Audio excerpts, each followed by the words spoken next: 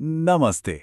चलिए आज एक ऐसे केस की गहराइयों में उतरते हैं जिसकी शुरुआत तो एक मामूली सी आग से हुई थी, लेकिन जल्द ही ये एक ऐसी साजिश में बदल गई जिसके बारे में सुनकर रोंगटे खड़े हो जाते हैं। सोचकर देखिए, 6 अक्टूबर, नॉर्थ दिल्ली का गांधी विहार इलाका, एक बिल्डिंग की चौथी मंजिल से धुआं उठ रहा है। पहली नज़र में तो ये एक बहुत ही दर्दनाक हादसा लग रहा था, लेकिन बहुत जल्द ही ये एक खौफनाक राज में बदलने वाला था। जब रेस्क्यू टीम वहां पहुंची तो उन्हें अंदर एक जली हुई लाश मिली। पहली थ्योरी क्या बनी? यही कि या तो गैस सिलेंडर फटा होगा या फिर एसी में ब्लास्ट हुआ होगा, मतलब एक भयानक एक्सीडेंट। पर क्या सच में कहानी इतनी सीधी थी? लेकिन जैसा कहते हैं ना, हर चीज वैसी नहीं होती जैसी दिखती है। उस जली हुई बिल्डिंग की दीवारों के पीछे एक ऐसी कहानी दफन थी जो किसी हादसे की तो बिल्कुल नहीं थी। जिसकी मौत हुई वो था 32 साल का रामकेश मीणा। और वो सिर्फ एक किराएदार नहीं था, वो एक यूपीएससी एस्पिरेंट था। एक ऐसा इंसान जिसकी आंखों में बड़े बड़े सपने थे, जो अब बस राख हो चुके थे। तो चलिए अब देखते हैं राख में छुपे सुराग। जैसे ही इन्वेस्टिगेटर्स ने उस जगह की छानबीन शुरू की ना, उन्हें कुछ ऐसा मिला जिसने पूरे केस का रुख ही मोड़कर रख दिया।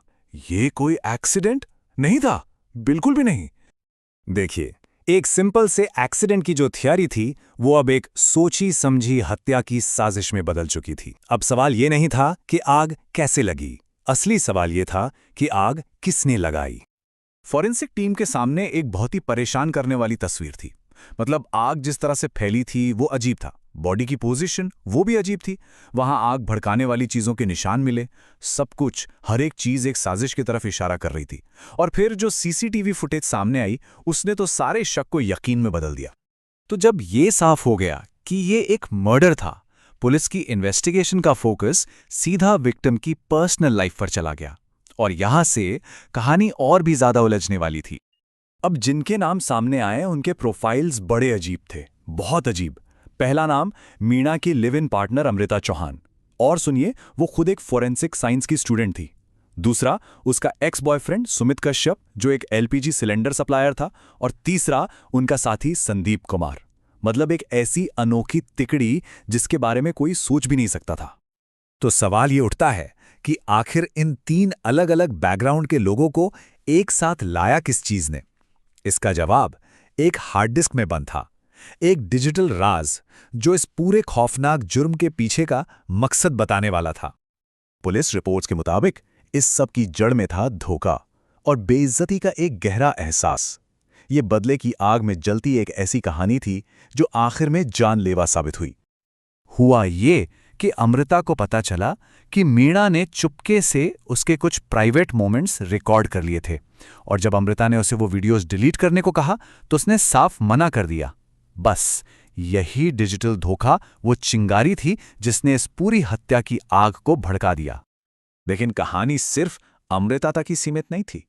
जब पुलिस ने वो हार्ड डिस्क चेक की तो उसमें 15 से ज्यादा, जी हां 15 से ज्यादा अलग अलग महिलाओं के प्राइवेट वीडियोस मिले। मतलब मामला एक रिश्ते में धोखे से कहीं ज्यादा बड़ा और घिनौना था। तो अब सवाल आता है, उन तीनों ने इस भयानक प्लान को अंजाम कैसे दिया और पुलिस कैसे डिजिटल सुरागों के जरिए उन तक पहुंच पाई? आइए देखते हैं। उनका काम करने का तरीका, उनका मोडस ऑपरेंडी बहुत ही शातिराना था। पहले उन्होंने चार्जर के तार से मीणा का गला घोटा। फिर इस पूरे क्राइम को एक एक्सीडेंट जैसा दिखाने के लिए उन्होंने बॉडी के आसपास तेल, घी, शराब जैसी चीजें डालीं। और सबसे डरावनी बात, गैस सिलेंडर को एक टाइम बॉम्ब की तरह सेट कर दिया। लेकिन उनकी ये साजिश कामयाब नहीं हो पाई। डिजिटल एविडेंस के दम पर पुलिस ने एक एक करके सबको पकड़ लिया। पहले 18 अक्टूबर को अमृता, फिर 21 को सुमित और आखिर में 23 अक्टूबर तक संदीप भी सलाखों के पीछे था। इस केस को क्रैक करने में सबसे बड़ा रोल था मॉडर्न टेक्नोलॉजी का। सोचिए, सीसीटीवी फुटेज से पता चला कि नकाब पहने लोग बिल्डिंग में घुसे थे। कॉल रिकॉर्ड्स ने तीनों को आपस में जोड़ दिया। उनके फोन की लोकेशन ने उन्हें क्राइम सीन के पास साबित कर दिया। और आखिर में वही हार्ड डिस्क जिसने न सिर्फ मोटिव बताया बल्कि जुर्म की वजह का भी पर्दाफाश कर दिया। तो देखिए, ये मामला सिर्फ एक कत्ल की कहानी नहीं रह जाता है। ये आज के दौर के कुछ बहुत बड़े सवालों को खड़ा करता है। सवाल जैसे कि डिजिटल प्राइवेसी के आखिर मायने क्या हैं?